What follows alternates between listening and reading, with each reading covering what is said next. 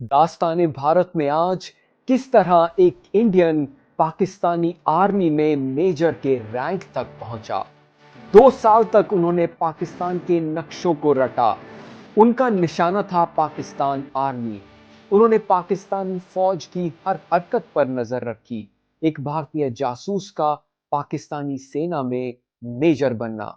उस वक्त डॉक्टर ए.क्यू. खान पाकिस्तान का एटम बॉम्ब बना रहे थे। कल्पना कीजिए एक ऐसे आदमी की जो एक साथ दो जिंदगियां जी रहा था। एक तरफ वो भारत के राजस्थान का रहने वाला रविंद्र कौशिक एक थिएटर आर्टिस्ट था और दूसरी तरफ वो पाकिस्तान आर्मी का एक सम्मानित ऑफिसर मेजर नबी अहमद शाकिर था। ये कहानी किसी फिल्मी हीरो की नहीं है। ये कहानी थी द ब्लैक टाइगर की। भारत की खुफिया एजेंसी रॉ के इतिहास में रविंद्र कौशिक जैसा जासूस शायद ही कभी कोई और हुआ हो। उन्होंने जो किया वो नामुमकिन सा लगता है। दुश्मन के घर में घुसकर उनकी ही वर्दी पहनकर वहीं से भारत की सुरक्षा की। लेकिन बदले में उन्हें क्या मिला, ये जानकर आपका भी खून खौल उठेगा। कहानी की शुरुआत होती है 1971 में। भारत ने पाकिस्तान को युद्ध में बुरी तरह से हरा दिया था और बांग्लादेश का जन्म हुआ था। पाकिस्तान के लिए यह हार एक बहुत बड़ी बेइज्जती थी। रावलपिंडी में बैठी पाकिस्तानी फौज बदले की आग में जल रही थी। रॉ जो अभी अभी बनी थी, उसे यह समझने में मुश्किल हो रही थी कि पाकिस्तान सीमा के उस पार क्या साजिश रच रहा है। खासकर पाकिस्तान का न्यूक्लियर प्रोग्राम भारत के लिए बहुत बड़ा खतरा बन रहा था।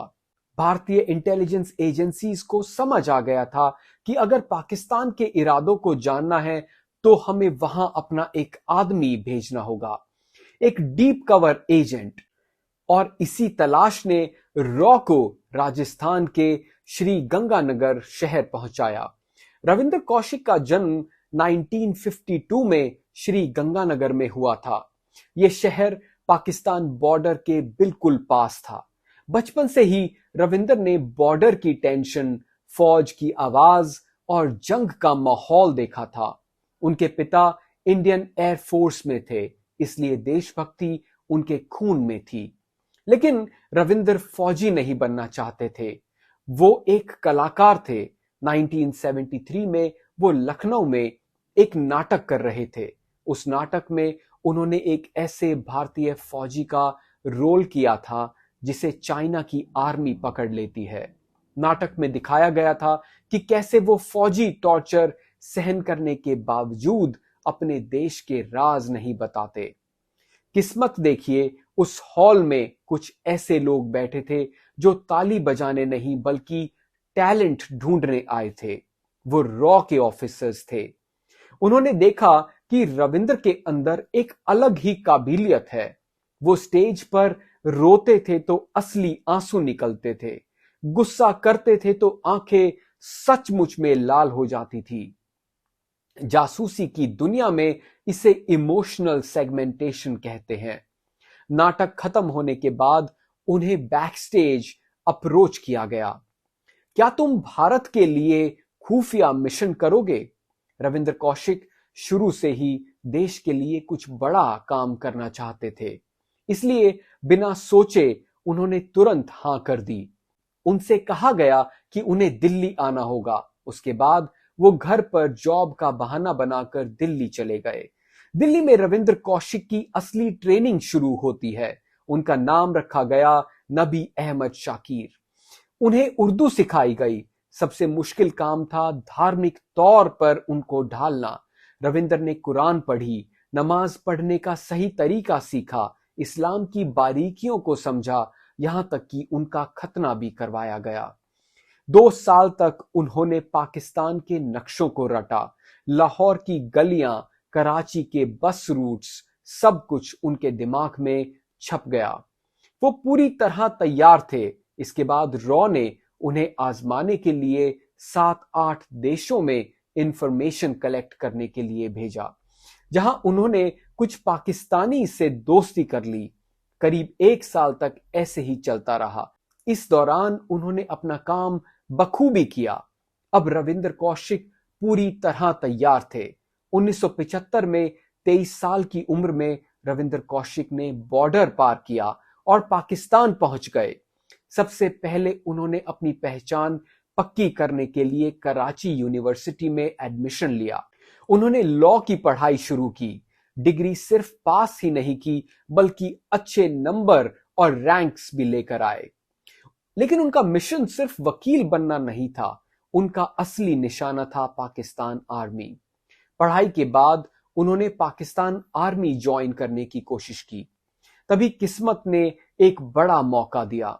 पाकिस्तानी मिलिट्री के अकाउंट्स डिपार्टमेंट में वैकेंसी निकली। रॉ से ग्रीन सिग्नल मिलते ही रविंद्र ने अप्लाई कर दिया। ये उनकी जबरदस्त काबिलियत थी कि उन्होंने पहले ही अटेम्प्ट में ये मुश्किल एग्जाम पास कर लिया। इसके बाद उन्हें पाकिस्तानी सेना में एक कमीशन्ड ऑफिसर के रूप में तैनात कर दिया गया। ये डिपार्टमेंट फौज की नब्ज होता है। टैंक्स कहां भेजे जा रहे हैं, नए बंकर्स कहां बन रहे हैं, न्यूक्लियर साइंटिस्ट को सैलरी कितनी मिल रही है, सब हिसाब यहीं पर होता है। इस पोस्ट पर रहते हुए उन्होंने पाकिस्तानी फौज की हर हरकत पर नजर रखी। सारी इंफॉर्मेशन को वो भारत भेजते रहे। उस दौर में आज जैसे हाईटेक कम्युनिकेशन डिवाइसेस नहीं थे, इसलिए जासूस का काम और भी जानलेवा और रिस्की था। रिपोर्ट्स भेजने के लिए रविंद्र पोस्टल सिस्टम का इस्तेमाल करते थे। वो इनविजिबल इंक से खत लिखते, जो पहले कुवैत या दुबई भेजा जाता और वहां से भारतीय एजेंट्स उसे दिल्ली पहुंचाते। अपने कवर को और मजबूत करने के लिए उन्होंने वहां शादी भी कर ली। उनकी पत्नी का नाम अमानत था, जो एक लोकल लड़की थी। उनका एक बेटा भी हुआ। अब नबी अहमद शकीर पूरी तरह पाकिस्तानी बन चुके थे। किसी को सपने में भी अंदाजा नहीं था कि यह शख्स असल में भारत का जासूस है। उनकी पत्नी को भी सच नहीं पता था। एक तरफ वो भारत के लिए अपना फर्ज निभा रहे थे, दूसरी तरफ अपनी काबिलियत से पाकिस्तानी ऑफिसर्स का भरोसा जीत रहे थे। उनकी मेहनत का नतीजा ये निकला कि जल्द ही उन्हें प्रमोशन मिल गई और वो मेजर बन गए। एक भारतीय जासूस का पाकिस्तानी सेना में मेजर बनना रॉ के लिए किसी सपने से कम नहीं था। 1981 से लेकर 1983 तक का समय रविंद्र कौशिक का गोल्डन पीरियड था। वो रॉ को ऐसी खबरें भेज रहे थे जो किसी और के लिए नामुमकिन थी। उनकी सबसे बड़ी कामयाबी थी पाकिस्तान के न्यूक्लियर प्रोग्राम की जानकारी। उस वक्त डॉक्टर AQ खान पाकिस्तान का एटम बॉम्ब बना रहे थे। रविंद्र ने काहुटा रिसर्च लैब्स और न्यूक्लियर वेपन से जुड़ी कई अहम जानकारी भारत भेजी। इसके अलावा वो आर्मी मूवमेंट की खबरें भी देते रहे। उनकी वजह से भारत ने कई बार पाकिस्तान के अचानक हुए हमलों को रोका। राजस्थान बॉर्डर पर होने वाली कई साजिशें उनकी वजह से नाकाम हुई, जिससे हजारों भारतीय जवानों की जान बची। उनकी रिपोर्ट्स इतनी सही और कीमती होती थी कि जब ये reports prime minister Indira Gandhi तक पहुंची तो उन्होंने रविंद्र कौशिक को द ब्लैक टाइगर का खिताब दिया। पाकिस्तान में रहते हुए वो 3-4 बार भारत भी आए। जब भी आना होता, रॉ पहले उन्हें दुबई बुलाती और वहां से भारत भेज देती। अपने माता पिता को उन्होंने बता रखा था कि वो दुबई में काम करते हैं, ताकि किसी को भी उन पर शक ना हो। वो अक्सर घर वालों को चिट्ठियां भी लिखते रहते थे। इस तरह खतरा उठाते हुए उन्हें पाकिस्तान में 8 साल हो चुके थे। सितंबर 1983 में रॉ को रविंद्र तक एक जरूरी मैसेज पहुंचाना था। इसके लिए उन्होंने एक नया और कम एक्सपीरियंस वाला एजेंट चुना, जिसका नाम था इनायत मसीह। जैसे ही इनायत पाकिस्तान पहुंचा, पाकिस्तानी इंटेलिजेंस एजेंसी ISI की नजर उस पर पड़ गई। इनायत मसीह को पकड़ लिया गया। सियालकोट के इंटरोगेशन सेंटर में उस पर भयानक टॉर्चर हुआ। वो टूट गया और दर्द के मारे बोल पड़ा कि वो एक बड़े एजेंट से मिलने आया है जो पाकिस्तान आर्मी में है। इनायत ने बता दिया कि मेजर नबी अहमद असल में रॉ एजेंट रविंदर कौशिक है। पहले तो पाकिस्तानी ऑफिसर्स ने इस बात पर विश्वास करने से इनकार कर दिया, लेकिन फिर उन्हें याद आया कि नबी का पाकिस्तान में कोई रिश्तेदार नहीं है, जिससे उनका शक और गहरा हो गया। रविंदर एक मेजर थे, इसलिए बिना सबूत उन्हें पकड़ना मुश्किल था। इसलिए उन्हें फंसाने के लिए एक प्लान बनाया गया। इनायत ने रविंदर को मिलने के लिए एक पार्क में बुलाया। रविंदर को किसी साजिश का अंदाजा नहीं था, इसलिए वो वहां चले गए। जैसे ही दोनों बात करने लगे, छुपे हुए पाकिस्तानी सोल्जर्स ने देख लिया कि इनायत सच बोल रहा था। उन्होंने रविंदर को चारों तरफ से घेर कर गिरफ्तार कर लिया। गिरफ्तारी के बाद रविंदर को सियालकोट ले जाया गया। वहां उनके साथ जो हुआ वो सुनकर किसी की भी रूह कांप जाए। 2 साल तक उन्हें लगातार टॉर्चर किया गया। टॉर्चर इतना भयानक था कि उन्हें लगने लगा कि इससे अच्छा तो उन्हें मौत आ जाती। आईएसआई जानना चाहती थी कि उन्होंने क्या-क्या जानकारी लिखी है और उनके नेटवर्क में कौन-कौन है। उन्हें ऑफर दिया गया कि अगर वो भारतीय फौज के सीक्रेट्स बता देंगे तो उन्हें छोड़ दिया जाएगा, लेकिन रविंदर कौशिक नहीं टूटे। उन्होंने सारे राज अपने सीने में ही दफनाए रखे। 1985 में पाकिस्तानी अदालत ने उन्हें मौत की सजा सुनाई।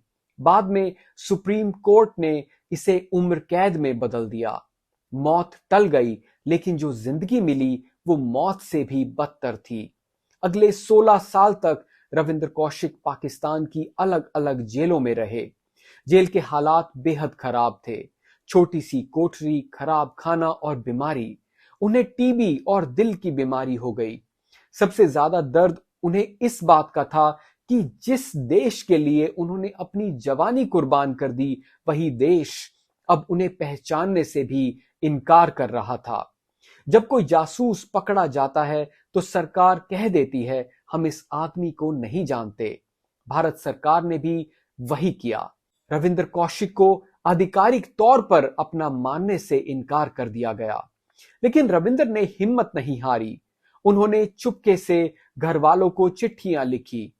तब उनके परिवार को पहली बार पता चला कि वो दुबई में जॉब नहीं कर रहे थे, बल्कि पाकिस्तान में जासूस थे।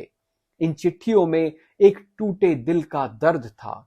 एक चिट्ठी में उन्होंने लिखा, क्या भारत जैसे बड़े देश के लिए कुर्बान होने वालों को यही मिलता है? उनके परिवार ने सरकार से बहुत मदद मांगी, लेकिन कोई फायदा नहीं हुआ। रविंदर 18 साल तक जेल में सड़ते रहे।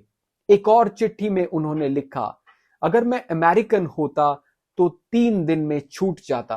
अमेरिका या इजराइल अपने एजेंट्स को बचाने के लिए जमीन आसमान एक कर देते हैं। आखिरकार जेल के पीछे एक गंदे से कब्रिस्तान में उन्हें दफन कर दिया गया। आज शायद वहां कोई निशान भी नहीं होगा कि वहां भारत का सबसे बड़ा जासूस सो रहा है।